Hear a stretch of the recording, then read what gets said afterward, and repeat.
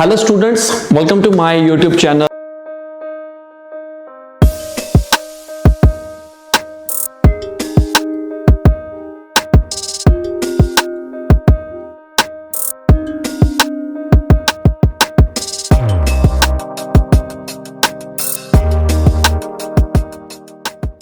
This video will be in Hindi language and topic is how to achieve 8 bands in PTE. मतलब 79 each in PTE. एक student का comment आया है, comment आपकी आंखों के सामने है। वो कह रहे हैं कि मेरे स्पीकिंग में 83 आ गए, लिसनिंग में 75, रीडिंग में 68 और राइटिंग में 71, लेकिन मेरा जो टारगेट है वो है 79 ईच का। बहुत सारे ऐसे स्टूडेंट्स होंगे जिनका टारगेट है वो 79 ईच है, लेकिन वो स्कोर हासिल नहीं कर पा रहे। उसकी क्या वजह हो सकती है? बहुत सारे रीजंस हो सकते हैं। देखो 79 ईच मतलब आप 90 को ही चेस कर रहे हो। दोनों के पॉइंट्स सेम ही होते हैं। अगर आप 79 ईच लोगे तो भी आपको 20 पॉइंट्स ही मिलने हैं जब आपने पीआर लगानी है, और अगर 90 लोगे तो भी 20 पॉइंट्स ही मिलने हैं। मतलब छोटी सी गलती हमारा सारा मेहनत बेकार कर सकती है। अब हमारे को पता कैसे चले कि हमारी प्रॉब्लम है किस में? सबसे पहले ये देखते हैं कि हमारे कौन कौन से मॉड्यूल्स हैं जो 79 के प्लस हैं। जो 79 के प्लस हैं वो है सिर्फ और सिर्फ एक स्पीकिंग का सेक्शन, और बाकी जो हैं लिसनिंग में 79 नहीं है, रीडिंग में भी नहीं है, और 71 आए हैं राइटिंग में। इन तीनों में प्रॉब्लम है। गाइस मैं आपको बता देता हूं कि ये जो पीटी का टेस्ट है ये सारे मॉड्यूल्स आपस में इंटरलिंक्ड होते हैं। ठीक है, क्या वजह हो सकती है? कई बार आपने देखा भी होगा जिसको 7 ईच की रिक्वायरमेंट है उसके स्पीकिंग में 90 आउट ऑफ 90 आ गए, लेकिन 65 ईच नहीं आए हैं। लिसनिंग में 64 रह गए, रीडिंग में 64 रह गए, एक नंबर से रह गया। तो रीजन क्या हो सकता है? अगली बार जब एग्जाम देने जाता है स्टूडेंट तो कोई गारंटी तो नहीं है कि उसके स्पीकिंग में इस बार 90 आए हैं तो अगली बार भी 90 आ जाएंगे, ऐसा तो नहीं है। तो हमें समझना पड़ेगा। हम सबसे पहले ये समझते हैं कि स्पीकिंग में कौन कौन से मॉड्यूल होते हैं। स्पीकिंग में मैं एब्रीविएशंस का इस्तेमाल करूंगा ताकि हमारा टाइम बचे। Read aloud, repeat sentences, describe an image, read the lecture and answer short question. Listening में summarise spoken text, multiple choice multiple answer, multiple choice single answer, select missing word, highlight correct summary, highlight incorrect word, filling the blanks, last but not the least that is write from dictation. Reading में multiple choice multiple answer, multiple choice single answer, reorder paragraphs, filling the blanks reading वाले and filling the blanks reading and writing वाले। Writing की बात करें, writing में 2 ही topic है, summarize written text and ऐसे राइटिंग सेक्शन। गाइज इनके हम सबसे पहले बात करते हैं कि कौन कौन से जो मॉड्यूल हैं आपस में इंटरलिंक्ड होते हैं, क्योंकि जितनी देर तक आपको ये नहीं पता चलेगा उतनी देर तक आपके अच्छे स्कोर्स नहीं आ सकते। 79 ईच का मतलब जितने भी स्कोर्स आप अच्छे स्कोर का, चाहे आपका कोई भी टारगेट हो, 79 का अगर मैं आपको बता रहा हूं तो मतलब कि यह है कि आपका 6 का टारगेट है, 7 का है, 8 का, व्हाटएवर। सो आपको इसको समझना पड़ेगा, नहीं समझोगे नहीं आएंगे गाइस।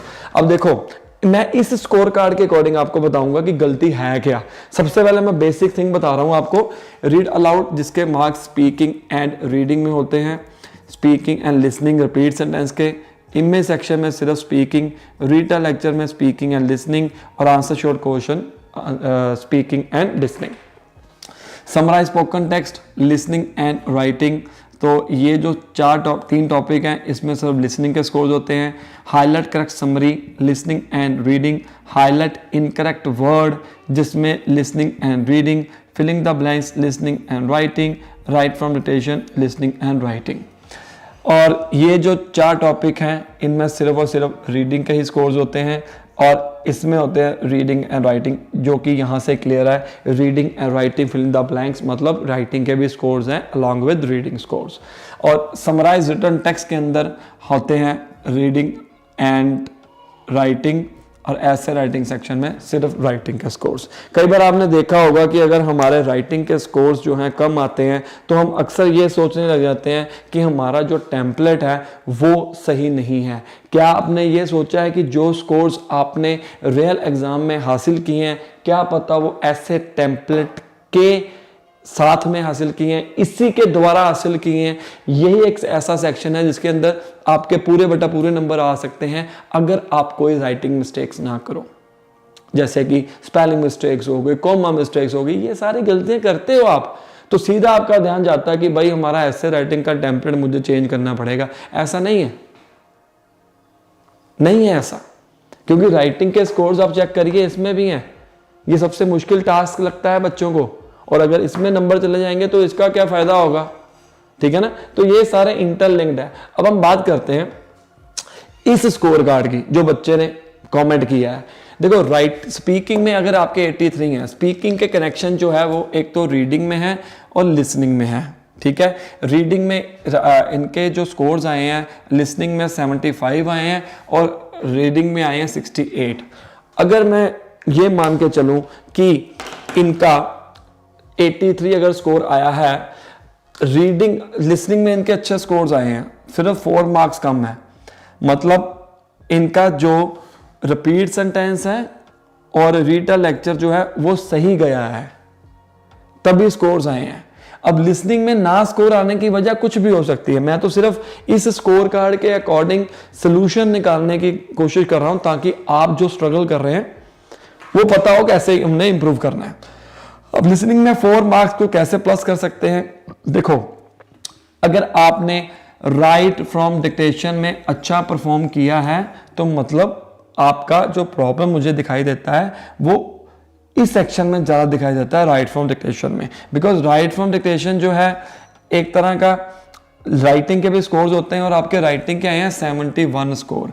लेकिन अगर आपका ये भी सेक्शन सही गया है तो फिर देखते हैं कि पॉसिबिलिटी क्या बनती है रीडिंग की तरफ। और रीडिंग के अंदर आपका ये जो सेक्शन है ना, खास तौर के ऊपर ये वाला reading and writing fill in the blanks वाला, ये आपका सबसे कमजोर है इस स्कोर कार्ड के अकॉर्डिंग, ये सबसे कमजोर है। बिकॉज अगर हम स्पीकिंग में बात करें रीड अलाउड की, उसके अंदर आपके 83 स्कोर आए हैं, मतलब रीड अलाउड आपका सही है।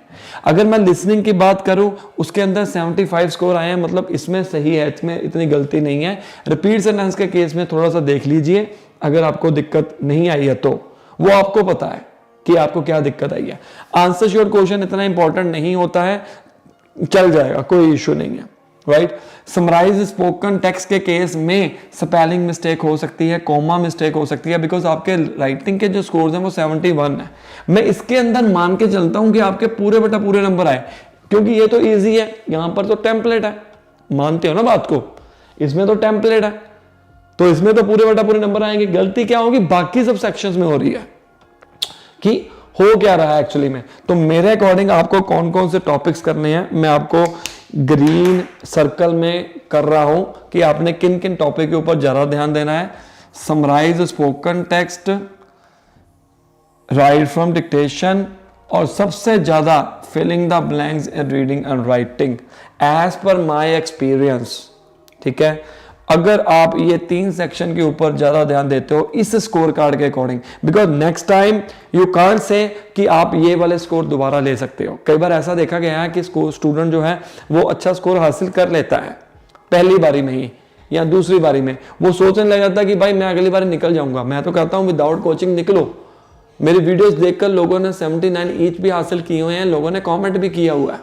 लेकिन उससे पहले मैं आपको सभी को यही कहूंगा कि जब भी आप कोई एग्जाम देने जाते हो ना, एक मॉक टेस्ट जरूर दे के दो। आज ही रिसेंटली एक स्टूडेंट के स्कोर आए हैं 57 ओवरऑल, हमारी वेबसाइट के ऊपर दिया था उसने, मैंने रिजल्ट भी डाला, वीडियो भी डाली है, इससे पीछे वाली वीडियो चेक कर लेना। उसके अंदर हो सका तो मैं इसके अंदर शो भी कर दूंगा कमेंट। 57 ओवरऑल आए थे, उसके रियल एग्जाम में भी 57 आ चुके हैं और उसने हमारी वेबसाइट के ऊपर दिया था मॉक टेस्ट। वेबसाइट का नेम आपकी आंखों के सामने है, सर्च करो, जस्ट सर्च करो www.nikhilpt.com। बस इस वेबसाइट के ऊपर जाकर मॉक टेस्ट बाय करके आप उसको दे सकते हो। इसके अलावा अगर आपको नहीं पता चल रहा है कि प्रॉब्लम है कहाँ पर, तो आपको मैं सजेस्ट यही करूँगा, एक टीचर की सुपरविज़न बहुत ज़रूरी होती है। मेरे पास ऐसे कई बच्चे आते हैं 12 बार, 15 बार, 10 बार, 9 बार पेपर देकर भी स्कोर नहीं हासिल कर पाते, क्योंकि उनकी वजह ही कुछ और होती है। हर एक स्टूडेंट की अपनी अपनी प्रॉब्लम होती है। कोई स्पीकिंग में अच्छा ले लेता है, कोई रीडिंग में अच्छा ले लेता है। कई बार हमारे स्पीकिंग में अच्छे स्कोर आ जाते हैं, बच्चे कहते हैं कि मेरी स्पीकिंग अच्छी हो गई।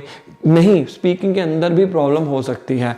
तो अगर वाकई में अगर आप अपना स्कोर अच्छा लेना चाहते हो तो हमारे से कोचिंग ले सकते हो। नंबर आपकी आंखों के सामने है।